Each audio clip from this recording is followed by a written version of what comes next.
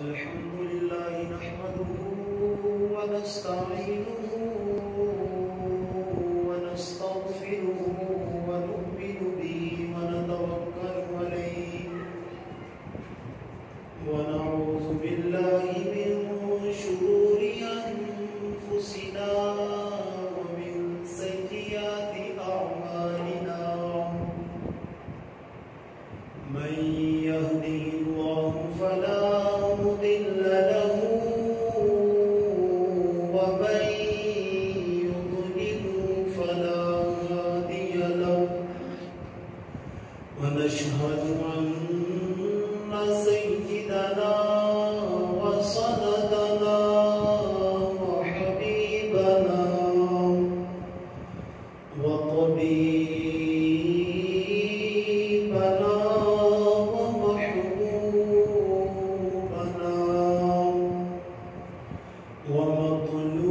ومطلوبنا ومقصودنا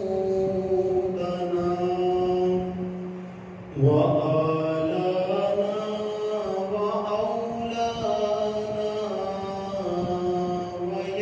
وياسيننا وقرآننا وحجنا وقبلتنا محمد عبده ورسوله قال الله تبارك وتعالى في القرآن المجيد وقضى ربك ألا تعبدوا إلا إياه وبالوالدين إحسانا صدق الله العظيم ببركة إن الله وملائكته يصلون على النبي يا أيها الذين آمنوا صلوا عليه وسلموا تسليما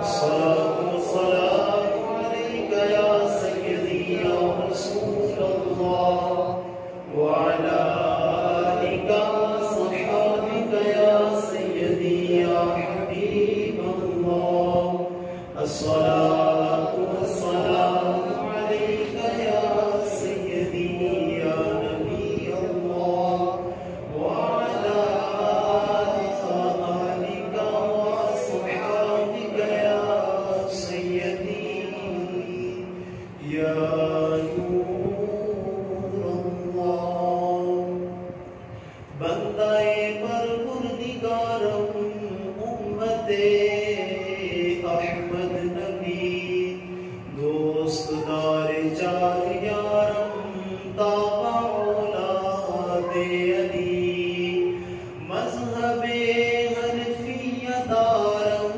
ملت حضرت خلیل خاک پائے غوث اعظم زیر سایہ ہر ولی جس کی تسکین سے روتے ہوئے ہنس پڑے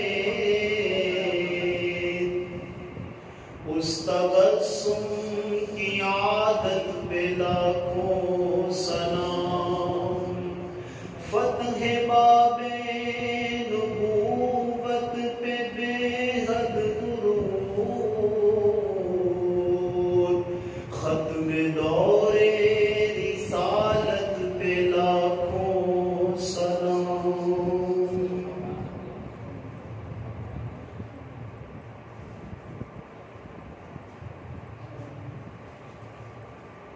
سارے نبیوں کے عہدے بڑے ہیں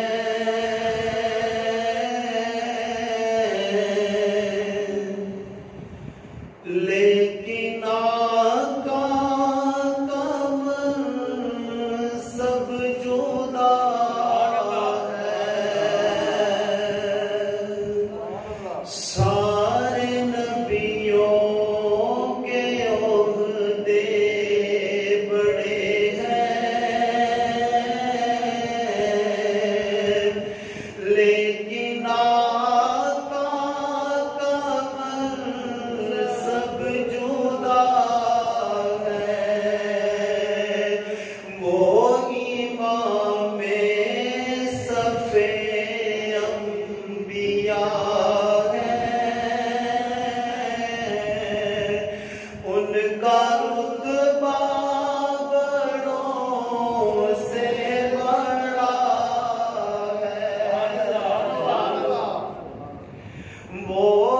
इमाम सफ़े अंबिया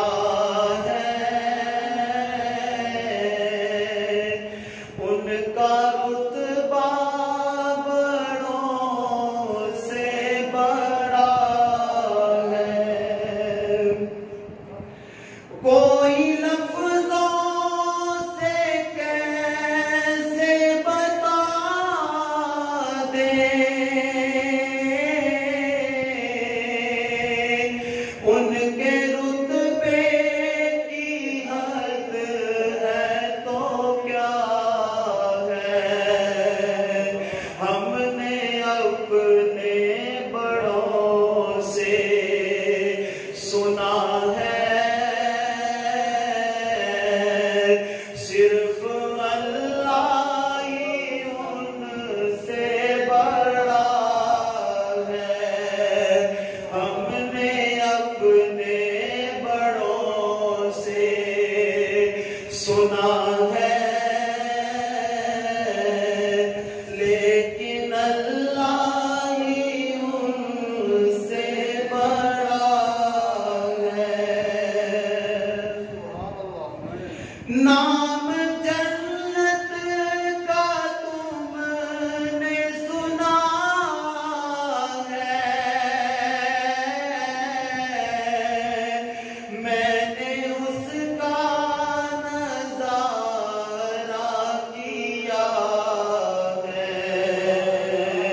मैं यहाँ से तुम्हें क्या बताऊं, उनकी नगरी की गलियों में क्या है। तकबीर, अल्लाहु अकबर, नारे रिसालत, या रसूल अल्लाह, नारे हैदरी, जय उलमाए अहले सुन्नत, जिंदाबाद, सारे नबियों के ओहदे बड़े हैं, लेकिन आका का सब जुदा है। कोई माबूद नहीं सिवाय अल्लाह ताला के, जो अल्लाह ताला ने चाहा वही होकर रहा और वही होकर रहेगा।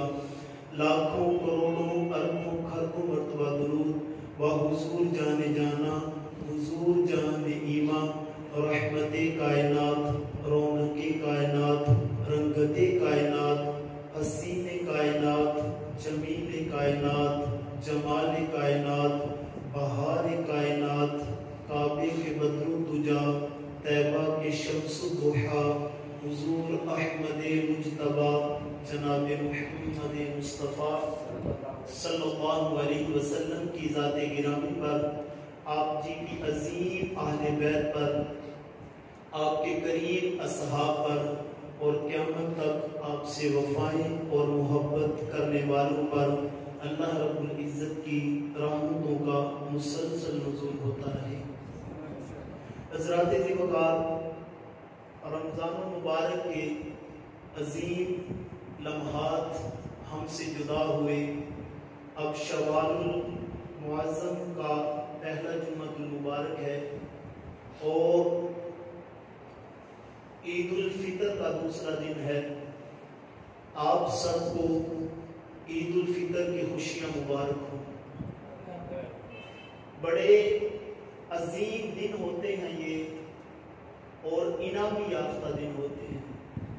इन दिनों में रब से जो कुछ भी मांगा जाए रब झोलियां भर भर के अता फरमाता है। खास दिन है इन दिनों में क्योंकि ये इनामी याफ्ता है। बंदा इबादत करने के बाद मजदूरी करे तो उसके बाद जिस वक्त अपने मालिक के पास जाके इल्तिजा करता है, कहता है कि मैंने सारा दिन दिहाड़ी लगाई, मजदूरी की, अब इसका मुझे सिला दिया जाए, तो वो भी उसे पैसे दे देता है।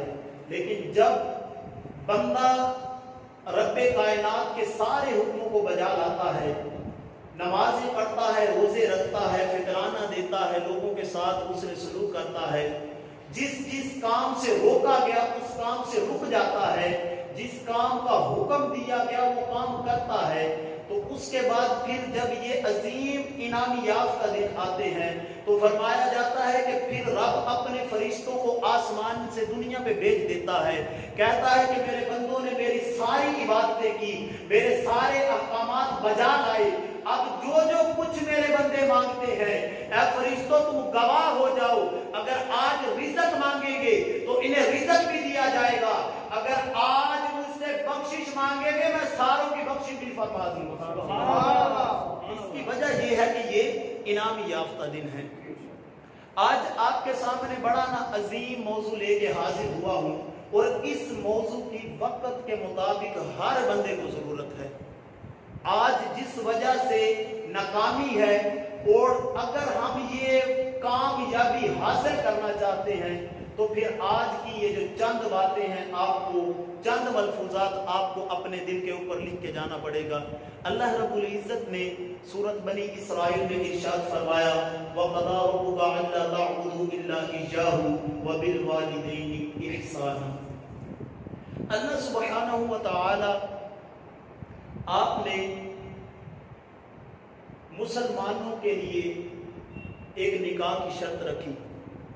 جس وقت دو میاں بیوی، دو مرد اور عورت کا نکاح ہوتا ہے تو اس کے بعد اللہ رب العزت کے کرم فضل سے جس وقت ان کے ہاں اولاد پیدا ہوتی ہے تو جو اولاد ہوتی ہے بچہ ایک کو ماں کا رتبہ مل جاتا ہے اور ایک کو باپ کا رتبہ مل جاتا ہے۔ یہ ماں باپ بڑے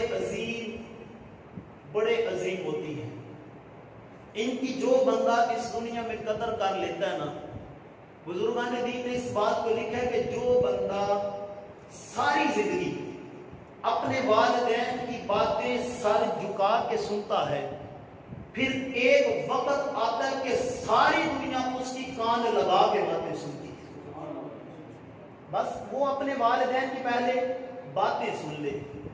تو یہ بڑا عظیم رشتہ ہے، ایک کو باپ کا درجہ دیا اور ایک کو والدہ کا درجہ دیا۔ اور آپ اس چیز سے اندازہ لگائیں کہ اللہ رب العزت نے حکم دیا وَقَضَىٰ رَبُّكَ أَلَّا تَعْبُدُوا، کہ اے میرے بندو میری عبادت کرو، میں نے جس چیز کا تمہیں حکم دیا ہے وہ کاموں کو بجا لاؤ، ان کاموں کو پورا کرو۔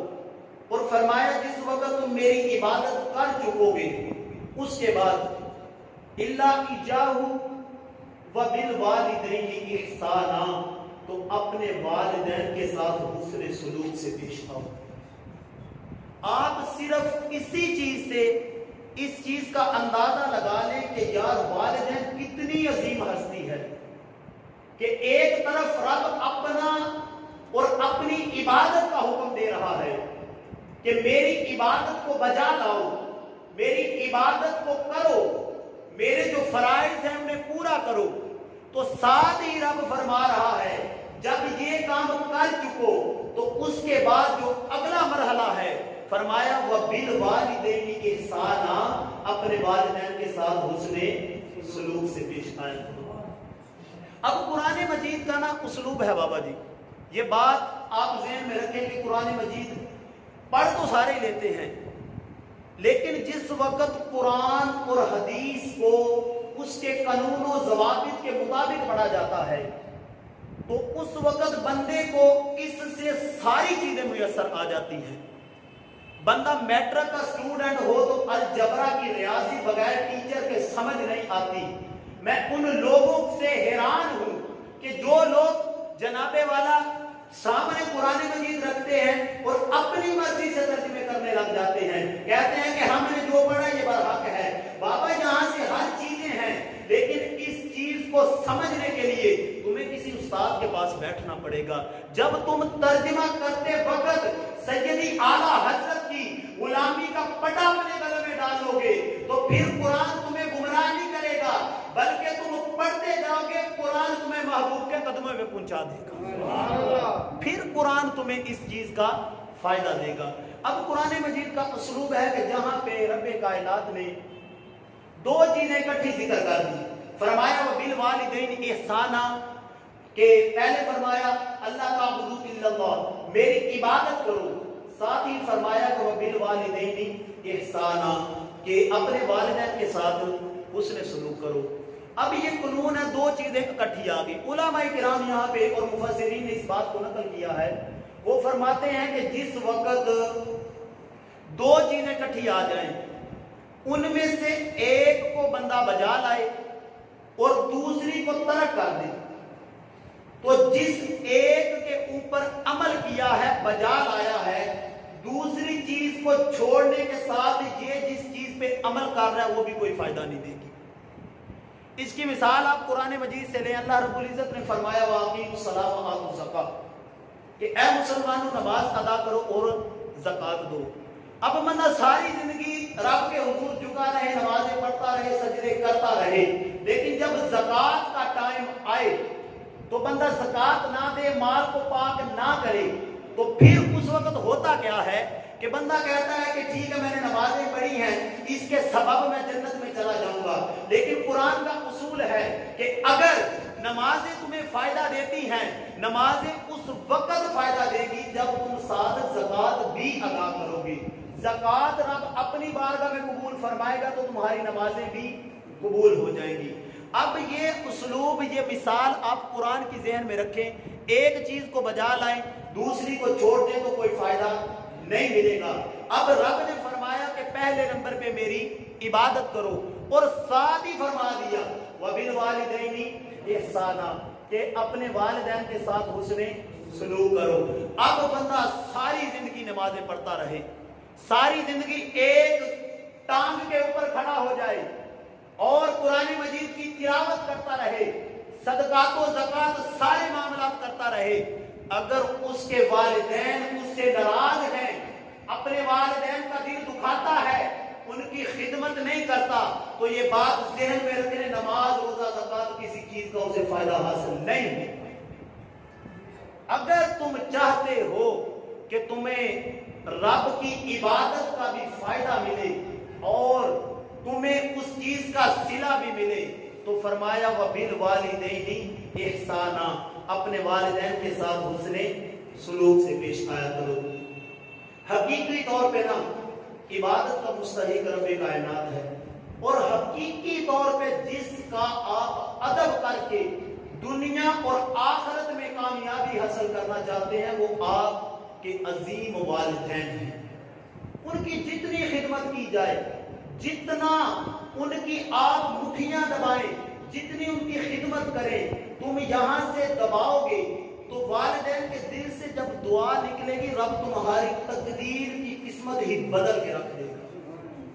یہ بات ہے بابا جی، اس چیز کو ہم نے سامنے رکھنا ہے۔ اور ہمارے سامنے دو ہستیاں موجود ہیں، ایک ہے والدہ اور دوسرا ہے والد صاحب۔ اب دونوں چیزیں سامنے ہیں۔ علماء کرام نے فرمایا کہ جس وقت ہم نے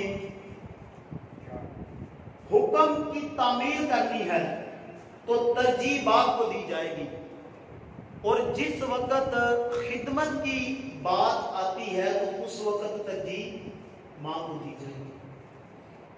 ان دونوں کی رائے اگر متفق ہے تو دونوں کے بارے نیارے ہیں، اور اگر بات آ جائے خدمت کرنے کی تو سب سے زیادہ کس کی خدمت کرنی ہے جی؟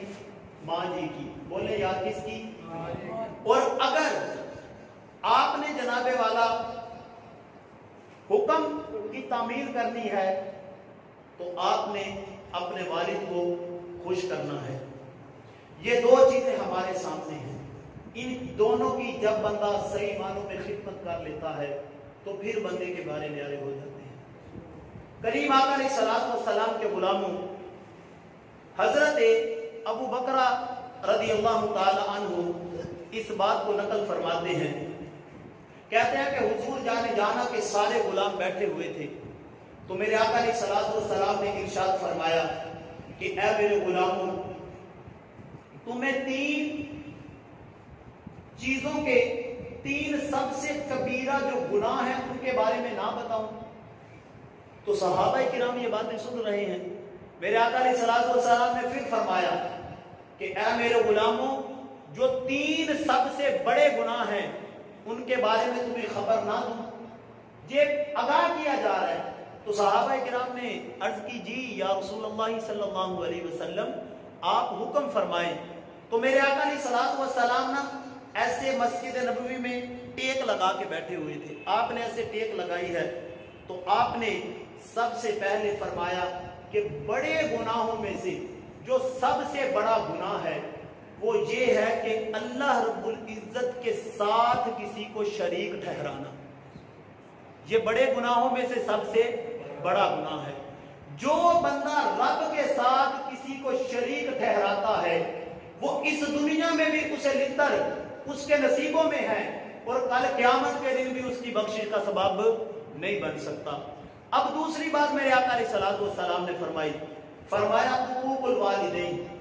جو بندہ اپنے والدین کا دل دکھاتا ہے, انہیں تکلیف دیتا ہے, انہیں پریشان کرتا ہے, ان کا کہا نہیں مانتا, فرمایا یہ پوری دنیا میں بڑے گناہوں میں دوسرے نمبر پہ گناہ آتا ہے.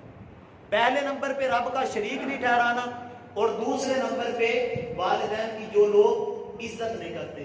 اب حضرت ابو بکر رضی اللہ تعالی عنہ آپ فرماتے ہیں کہ حضور جانے جانا نا ٹیک لگا کے بیٹھے تھے.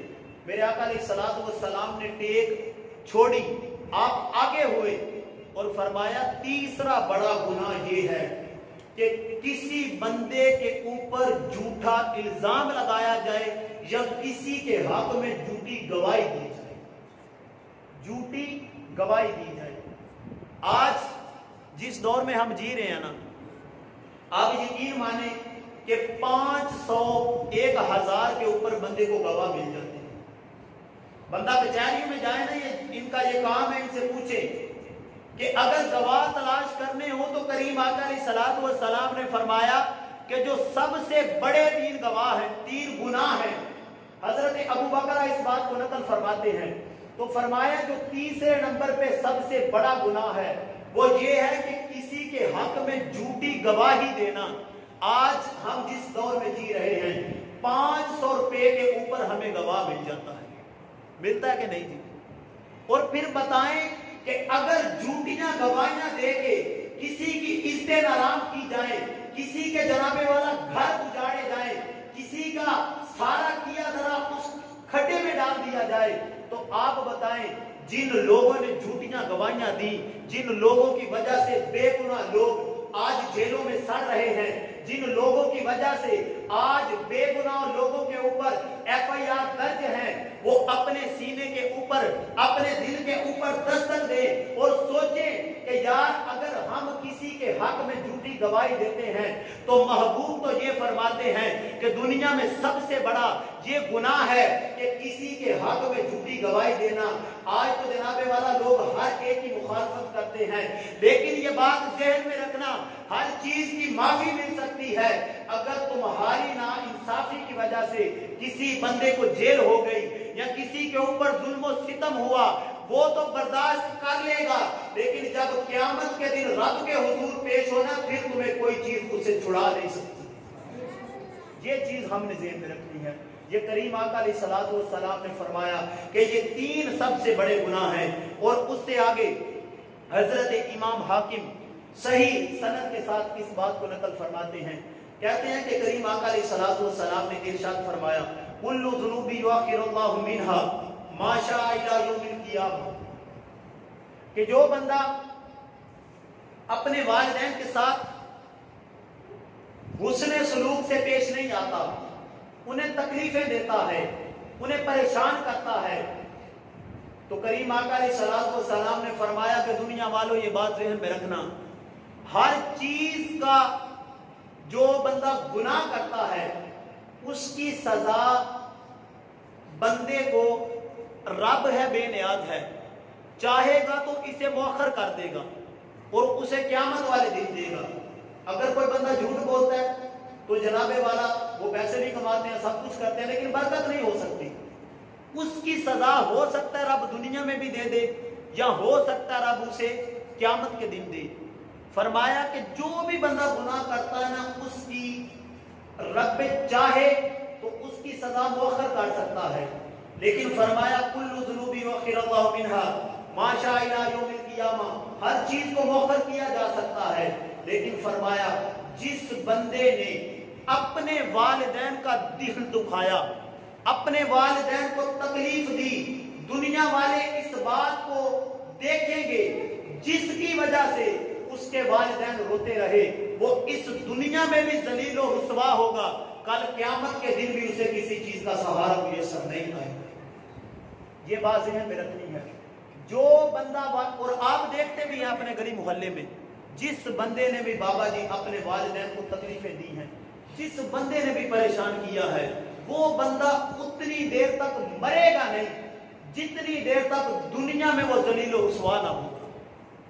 آپ اپنے علاقے میں دیکھیں، میں اپنے علاقے میں دیکھتا ہوں، یقین مانے کہ جن بندوں نے اپنے والدین کے حسن سلوک تو دور کی بات ہے بے ادبی بھی کیا نا، تو وہ بندہ ساری زندگی ذلیل و رسوا ہوتا رہتا ہے۔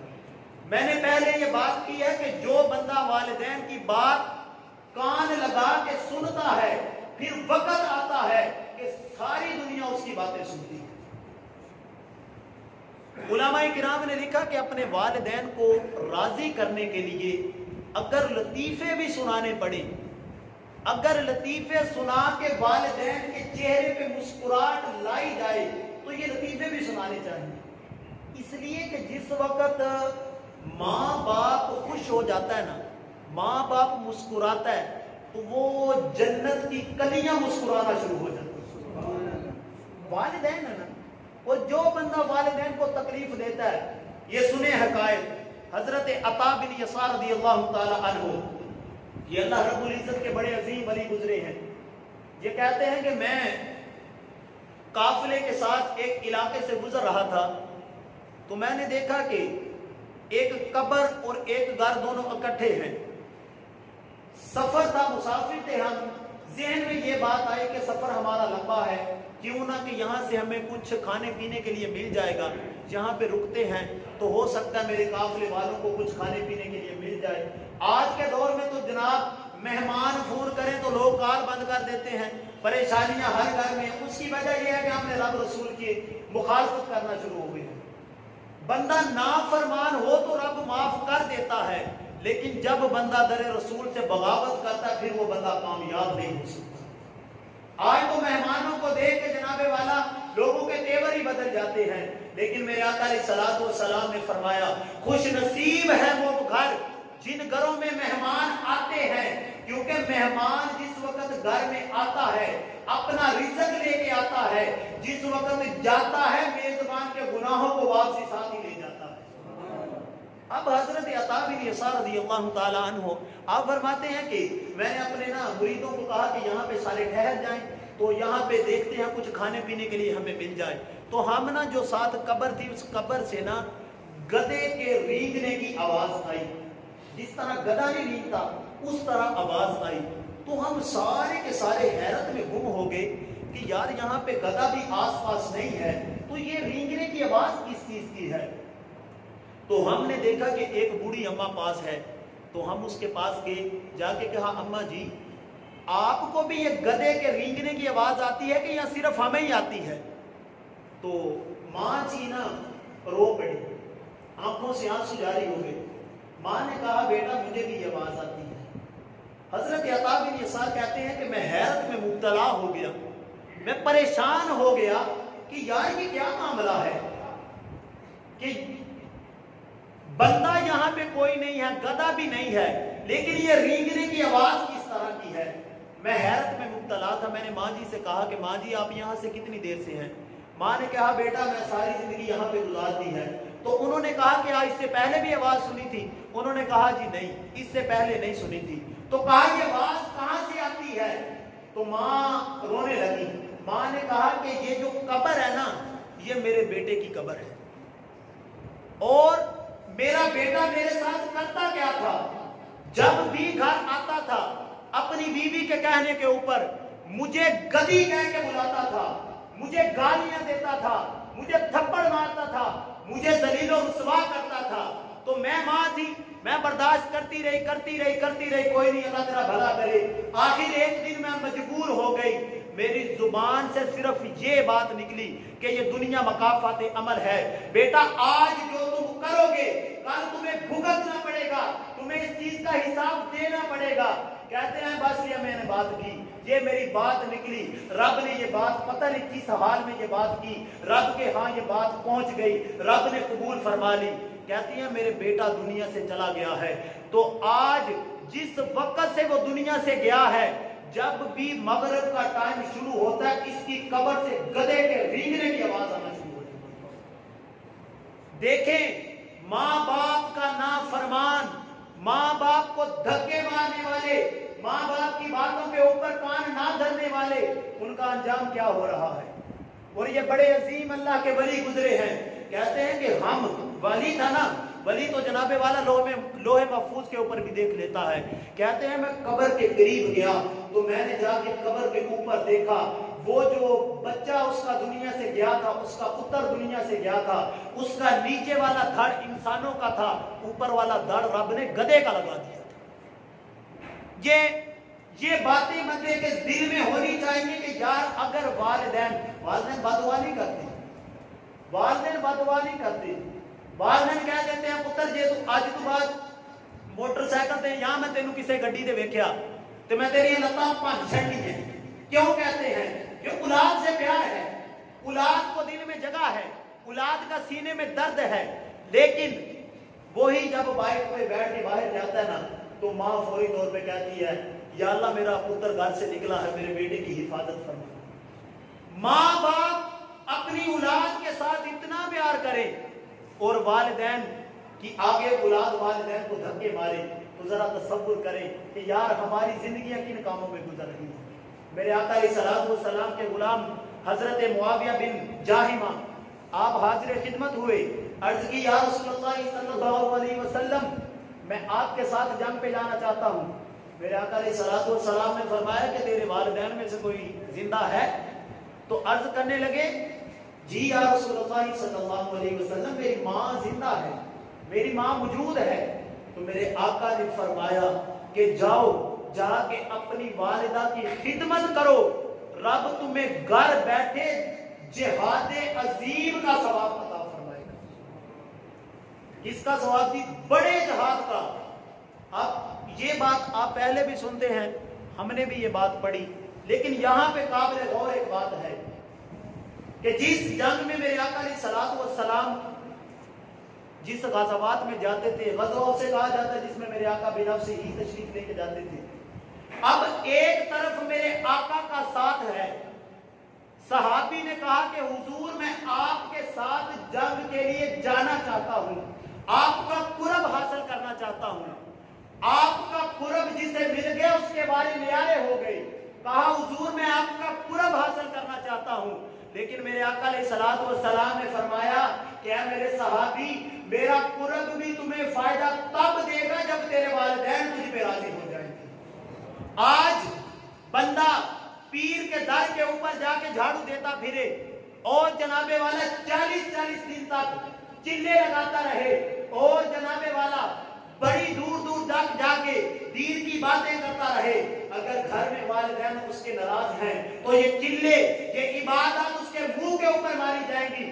اس لیے کہ اگر بندہ جہاد میں میرے آقا کے ساتھ نہ جائے تو میرے آقا فرمائے کہ تمہیں گھر بیٹھے جنگے جہاد عظیم کا ثواب ملے گا. تو جو اپنے والدین کے ساتھ حسن سلوک نہ کرے اور کہے کہ میں پیر کی خدمت کر کے جناب والا جنت میں چلا جاؤں, یہ فقط ہماری وہم گمانی ہے, ہمارے دل کی بات ہے. یہ چیزیں تب بھی فائدہ دیں گی جب والدین دعا کیا کریں گے. یہ بات ہمارے ہر وقت ذہن میں ہونی چاہیے. ہم ساری زندگی نا جنت کی باتیں سنتے رہتے ہیں, ہم نے بڑی جنت کی باتیں سنی اور شروع سے علماء کرام سے یہی باتیں سنتے آئے ہیں کہ یار جنت بڑی عظیم ہے, جنت کا مقام بڑا بلند ہے اور بڑا خوش نصیب ہوگا وہ بندہ جو اس جنت میں چلا جائے گا. اب آپ تصور کریں کہ وہ جنت ہے کہاں پہ. ایک جملہ جملے میں بات آپ تک پہنچانی ہے اور آپ نے اس بات کو دل کی تختی پہ لکھنا ہے۔ اللہ رب العزت سورۃ نجم میں ارشاد فرماتا ہے عند سدرۃ المنتہا عندہا جنت المأویٰ اذ یغشی السدرۃ ما یغشی، فرمایا یہ جو جنت ہے نا یہ سدرۃ المنتہا کے پاس ہے۔ سدرۃ المنتہا اور جنت نیڑے نیڑے ہے۔ یہ اللہ رب العزت قرآن مجید میں ارشاد فرماتا ہے جنت بڑی بلند ہے، بڑی اونچی ہے، لیکن کمال کی بات یہ ہے اس تک پہنچنے کے لیے ساری زندگی لوگ دعائیں کرتے رہے کہ یا باری تعالیٰ ہمیں اس جنت میں پہنچا دینا، ہم جنت الفردوس کی دعا کرتے ہیں، لیکن جنت جس کے لیے ہم دعا کرتے ہیں خواہش مند ہے، ایک ہی جملہ ہے وہ بڑی بلند ہے، میرے آقا نے پکڑ کے ماں کے قدموں میں رکھ دی ہے۔ میرے آقا نے پکڑ کے ماں کے قدموں میں رکھ دی۔ اس سے اگلی ایک لطف کی بات کروں آپ کا سینہ ٹھل جائے گا، لیکن بات سننے کے بعد محسوس بھی کرنی ہے۔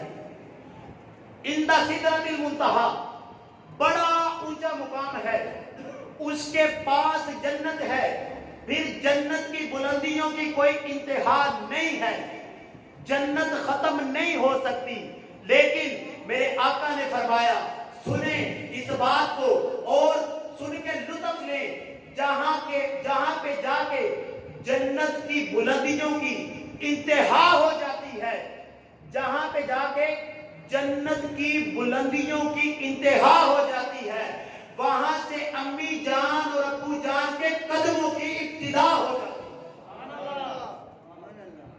جہاں پہ جا کے جنت کی انتہا ہوتی ہے وہاں سے امی جان اور ابو جان کے قدموں کی ابتدا ہو جاتی ہے۔ کریم آقا علیہ الصلوۃ والسلام کے غلاموں، جنت کے سارے لوگ خواب دیکھتے رہے، لیکن وہ جنت تو ماں کے قدموں میں ہے۔ اگر ماں ہی ناراض رہی تو پھر کون سی چیز ہمیں فائدہ دے گی؟ کن چکروں میں ہم پڑ گئے۔ اور جنت کی بات ہو تو میرے محبوب کی بات نہ ہو، محبوب کی بات ہو تو ماں کے ساتھ ابا جی کی بات نہ ہو۔ فرمایا جنت تمہارے ماں کے قدموں کے نیچے ہے۔ اب باپ یہ نہ کہے تو جنت تو ماں کے قدموں کے نیچے آ گئی، مجھے کیا ملا؟ میرے آقا علیہ الصلوۃ والسلام نے فرمایا کہ اے مسلمانوں، جس کے اوپر بیٹے کے اوپر باپ راضی ہو جاتا ہے، جب باپ بیٹے کے اوپر راضی ہو جاتا ہے تو اس کے اوپر رب کائنات بھی راضی ہو جاتا ہے۔ اب ماں راضی ہو تو جنت مل جاتی ہے، تو جس وقت ابا راضی ہو جاتا ہے جنت والا مل جاتا ہے۔ مل جاتا ہے کہ نہیں جی؟ لیکن اس کے لیے ہمیں کرنا کیا ہے جی؟ اپنے والدین کی خدمت کرنی ہے۔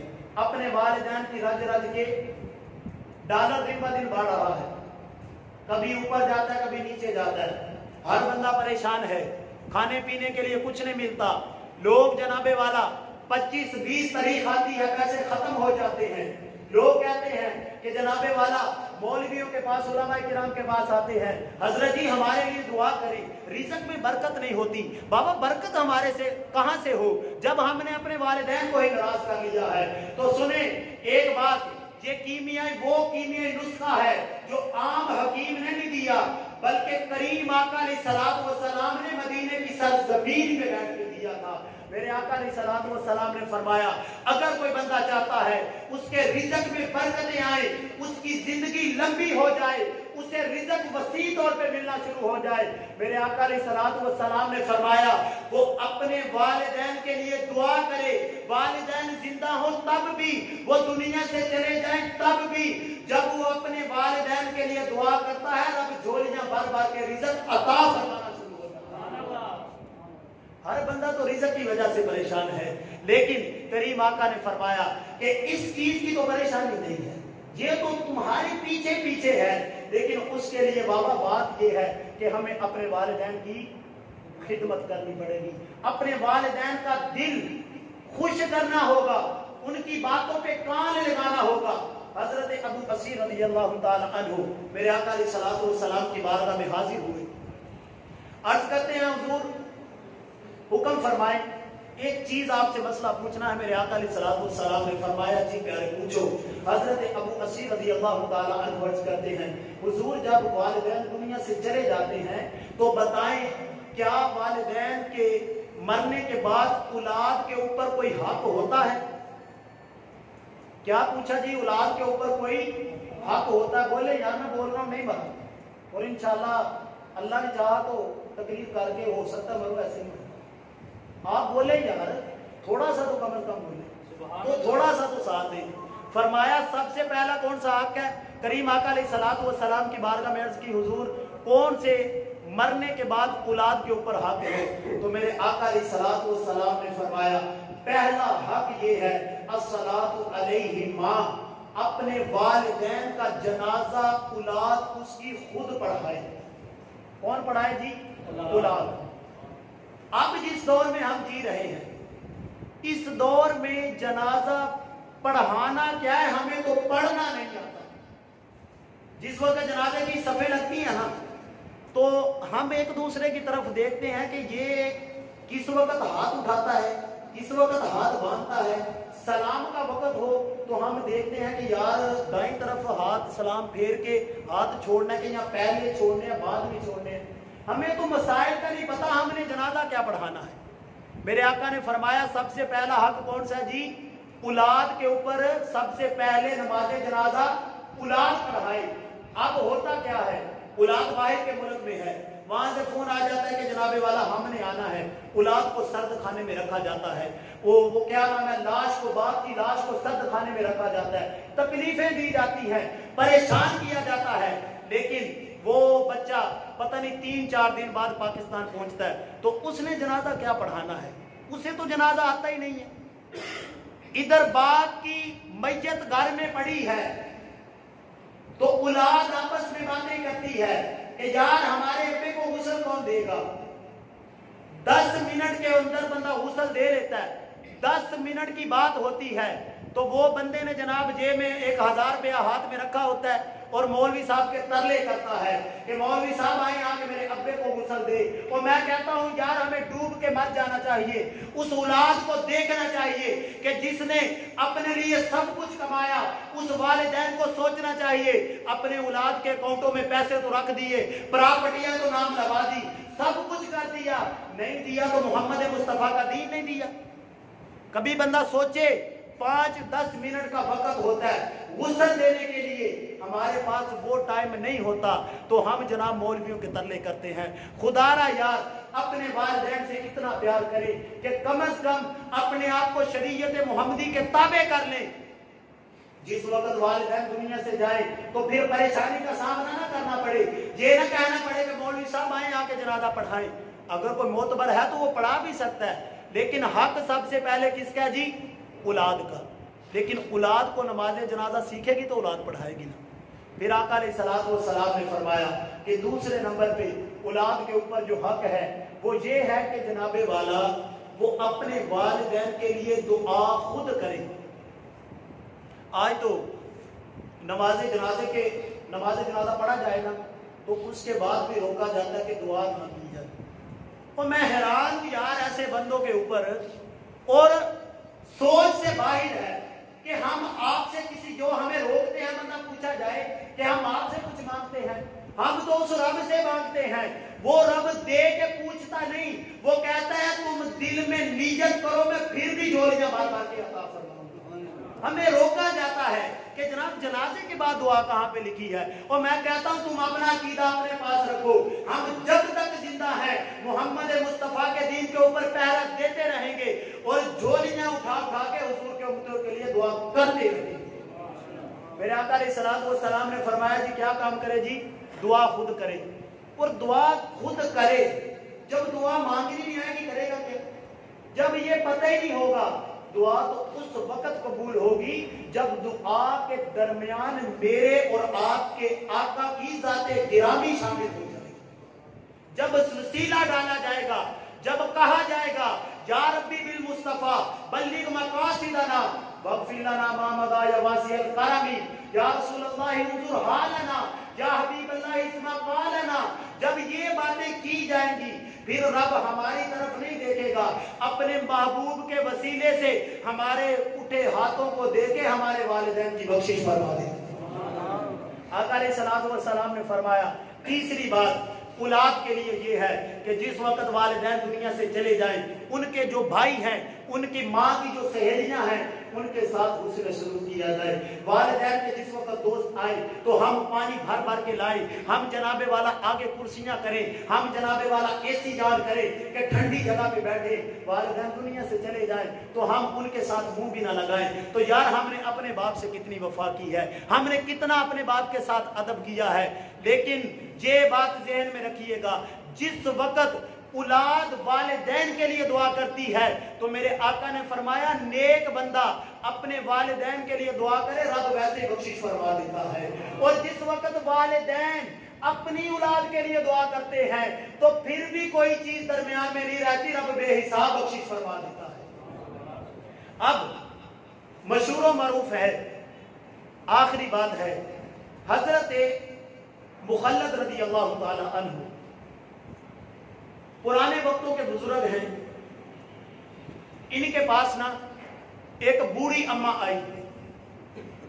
माँ की दुआ कितना असर करती है, माँ दुआ करती है ना तो रब लिखा हुआ तकदीर है उसे मिटा के बदल देता है। माँ की दुआ में ये असीर है, ये बरकत है। करीम आका अलैहिस्सलातु वस्सलाम के गुलामों हजरत मुखल्लद रज़ी अल्लाह ताला अन्हु, ये करीम आका अलैहिस्सलातु वस्सलाम के बड़े अजीम गुलाम गुजरे। आपके पास ना एक माँ जी आई, आके अर्ज करने लगी कि मेरा ना बेटा गुम हो गया है, मेरा बेटा मिल नहीं रहा। ये मुल्क शाम की बात है और ये बसरा में थी। कहा कि मुल्क शाम में मेरा बेटा गया, गुम हो गया। और बसरा में ये ना हजरत मुखल्लद के पास गई और जाके कहने लगी कि मेरा बेटा तलाश नहीं, मैं परेशान हूं, बेटा घर वापसी नहीं आया। तो आप रब के वली हैं, रब के दोस्त हैं, आप दुआ फरमाएं, आपके हाथ उठेंगे तो मेरा बेटा मिल जाएगा। हजरत मुखल्लद रज़ी अल्लाह ताला अन्हु आप ना खामोश हो गई। आपने कहा कि आप किस तरह की बातें करते हैं, आपके बारे में तो मेरे महबूब ने फरमाया है माँ हाथ उठाती है रब लिखी हुई किस्मत ही बदल देता है। आपने कहा कि दुआ आप मांगो मैं आमीन करूंगा। माँ ने कहा कि आप अल्लाह के वली हैं। उन्होंने कहा मेरी दुआ बाद में कबूल होगी, जब आप हाथ उठाएंगे रब उसी वक्त दुआ को कबूल फरमा लेगा। अब माँ ने दुआ की, या बारी ताला मेरा बेटा गुम हो गया है, मेरा बेटा मुझे मिल जाए, मैं बड़ी परेशान हूँ, मुझे खाना पीना नसीब नहीं हो रहा, मैं फाकों से मर रही हूँ। जिस वक्त दुआ की तो वो दूर मुल्क शाम के अंदर बेटा है और उसे ना ईसाइयों ने जकड़ लिया, ईसाइयों ने पकड़ लिया और पकड़ के ना जंजीरों के अंदर गिरफ्तार करके किसी ना दूर इलाके में बांध के रख दिया और उसके इर्दगा गिर्द ईसाइयों ने अपने पहरेदार खड़ा कर दिए। जिस वक्त माँ जी ने जहाँ पे हाथ उठाए, या बारी ताला मेरा एक ही एक लाडला है, वो मुझे मिल नहीं रहा, मैं बड़ी परेशान हूँ, या बारी ताला मेरा बेटा वापसी आ जाए।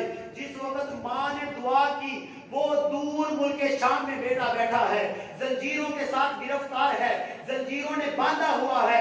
माँ ने हाथ उठाए, रब ने वो जंजीरें उसी टाइम ही तोड़ के रख दी, जंजीरें टूट गई। अब माँ दुआ कर रही है और जनाबे वाला हजरत मुखल्लद दूर अपनी निगाहे वलायत से देख रहे हैं। आपने कहा माँ जी आप दुआ फरमाएं, रब का कलम हरकत में है, आप दोबारा दुआ फरमाएं। वो जो पादरी थे ना, ईसाई थे, उन्होंने फिर जनाबे वाला जंजीरों में बांध दिया। जंजीरों में बांधने के बाद फिर माँ जी ने दुआ की, दुआ करने के बाद ना फिर वो जंजीरें टूट गई। वो सारे जितने पहरेदार थे परेशान हो गए कि यार इस बंदे में कहीं जिन ना आगे हो, कोई परेशानी ना हो जिस वजह से ये बार बार जंजीरें टूट जाती हैं। वो वहां से उठे, अपने पादरी के पास गए जो जनाबे वाला तुरात जिसे अच्छी तरह आती थी, वो रद्दो बदल के साथ नहीं, अच्छी तरह तुरात उसे जुबानी याद थी। बूढ़ा हो चुका था, आंखें उसकी ढलक चुकी थी। उसके पास गए, जाके कहने लगे कि जिस बंदे को हमने पकड़ा है वो तो जनाबे वाला जंजीरों में बांधते हैं, जंजीरें टूट जाती हैं, अपने पादरी से कहने लगे, पीरो मुर्शिद आप आए, हमें बताएं मामला क्या है। अब वो बाबा जिसकी उम्र 100 साल थी, आंखें डलक चुकी थी, वो वहां से अपनी वो जनाबे वाला छड़ी पकड़ी, चलते चलते गिरते गिराते वहां पे पहुंचा। उसने आके जिस वक्त देखा ना चेहरे को, तो वो हैरान हो गया, परेशान हो गया। उसने कहा इसे जंजीरों में बांधो। जिस वक्त जंजीरों में बांधा, पीछे वहां दुआ कर रही थी, जंजीरें टूट गईं। तो वो बाबे ने इस तरह अपनी आंखें खोली। आंखें खोलने के बाद कहा, बेटा एक बात तो बताओ। उसने कहा, जी पूछो। कहा कि तेरे माँ या बाप में से कोई जिंदा है? तो वो ने उसने कहा, जी मेरी अम्मा जिंदा है। अब पादरी सीधा हो गया। उसने कहा कि ओ मेरे गुलामों, ओ मेरे जनाबे वाला मुरीदो, एक बात ध्यान में रखना, इसे सारी दुनिया की जंजीरें ला के बांध दो, जितनी मर्जी गिरफ्तारी इसके मजबूत कर लो, इसे कोई चीज गिरफ्तार नहीं कर सकती। उन्होंने कहा, जी वजह क्या है? इसने कहा, दूर पीछे दूर इसकी माँ हाथ उठा के दुआ करती है, सारी दुनिया की भी जंजीरें बांध लो। जब माँ दुआ करती है, रब सारी जंजीरें तोड़ के रख देता है। लेकिन माँ जी जिस वक्त दुआ करती हैं, उस वक्त सारी जंजीरें टूट जाती हैं। लेकिन माँ का दिल राजी किया होगा तो फिर माँ दुआ करेगी ना। आज तो माँ बडेरी हो जाए ना, तो घर में ससुराल वाले आ जाए तो क्या कहते हैं कि अम्मा जी आप ना, आपके हाथ कांपते हैं, आपसे तो बातें नहीं होती, आप बातें करते बार बार थूकती हैं, आप बार बार पता नहीं किस किस तरह की बातें करती हैं, आप पिछले वक्तों के हैं, अब तो दुनिया तरक्की कर गई है। मैंने कहा, बाबा दुनिया तरक्की नहीं की, दुनिया तरक गई है। हम अपने बचपन में देखे, पैपरों का वक्त तो अब आया है। जब हम छोटे थे, एक एक रात में 3-3 मरतबा हमारी माएं हमारे लंगोड़ तेज करती थी। हमने अपने वालिदैन के लिए क्या किया है? आज लोग कहते हैं कि जनाब दुनिया तरक्की कर गई है। दुनिया ने तरक्की नहीं की। दुनिया तरक्की उसी वक्त करेगी जब सारे के सारे मोहम्मद मुस्तफा के कदमों के ऊपर कुर्बान हो जाएंगे। ये बात है। आज लोग कहते हैं कि हमने तरक्की कर ली। तरक्की कोई नहीं है। तरक्की उसी वक्त होगी जब हम तन मन धन से अपने वालिदैन के साथ मोहब्बत करेंगे, अपने वालिदैन के साथ प्यार करेंगे। बच्चा ना अपने वालिद अपनी माँ को थोड़े पैसे दे देना और कहे कि माँ जी ये पैसे अपने पास रखे, कुछ खा पी ले, तो माँ अपनी औलाद से इतना प्यार करती है कि वो पैसे ना किसी पलड़े में बांध लेती है। जब बेटा परेशान होता है, माँ फिर पैसे वापसी लुटा देती है। इसीलिए लुटाती है कि मेरा बच्चा परेशान है। और आज तो बात यही है ना, बाप जिस वक्त आखिरी लम्हात में होता है ना, परेशान होता है, तो वक्त करीब होता है, माँ का वक्त करीब होता है, हमें हर चीज का पता होता है, इसके बावजूद भी हम यासीने पढ़वा रहे होते हैं कि नहीं। हम सबको पता है हम किस लिए यासीने पढ़वाते हैं, ताकि ये आखिरी वक्त आसानी के साथ गुजर जाए, हमें पता होता है। लेकिन हम तो अपने वालिदैन के लिए पीरों के पास भी चले जाते हैं, हजरत जी दुआ करें, वालिदैन दुनिया से जा नहीं रहे, परेशानी के हाल में है। लेकिन बंदा कभी देखे, जिस वक्त हम बच्चे थे, छोटे बच्चे थे, पैदा होते ही डॉक्टरों ने कह दिया कि ये तो जनाबे वाला गूंगा बहरा, ये चल फिर नहीं सकता। माँ छोटे बच्चे को ये नहीं कहती कि या बारी ताला मेरे बेटे को पर्दा दे दे। माँ जनाबे वाला अस्पतालों में दौड़ती है सिर्फ इसलिए कि ये मेरा बच्चा है, ये ठीक हो जाएगा तो मैं दुनिया में आ जाऊंगी। लेकिन माँ इतना कुछ करे, हमारा बाप जिस वक्त मर्ज में हो, जिस वक्त परेशानी में हो, तो हम जनाबे वाला कहें कि हम खिदमत हमने क्या की। हम तो यासीन इसीलिए पढ़वाते हैं ताकि इनसे हमें पर्दा मिल जाए। खुदा दुनिया वालों ये बात ज़हन में रखना कि महबूब जी के गुलामों, अगर कामयाबी चाहते हो तो अपने वालिदैन की बात के ऊपर अपने आप को कुर्बान कर दो। वही बात जो मैंने शुरू में की थी कि अगर अपने वालिदैन को राजी करने के लिए तुम्हें लतीफे भी सुनाने पड़े तो अपने वालिदैन को खुश करो। वालिदैन खुश होते हैं तो जन्नत की कलियां मुस्कुराना शुरू हो जाती हैं। और सूफिया इकराम ने जो बात लिखी, आखिरी बात है कि जो बंदा अपने वालिदैन की बातें कान लगा के सुनता है, ये नहीं कहता कि आप पिछले वक्तों की बातें करते हैं, आप बार बार वही बातें करते हैं। जो बंदा अपने वालिदैन की कान लगा के बातें सुनता है, वक्त के साथ साथ फिर सारी दुनिया उसे एक बंदे की बातें सुनती रहती है। अल्लाह रब्बुल इज्जत हमें वालिदैन के साथ हकीकी मानों में प्यार करने की तौफीक अता फरमाए और उनके कहे के ऊपर अमल बजा लाने की तौफीक अता फरमाए। वमा अलैया इल्लल बलाग।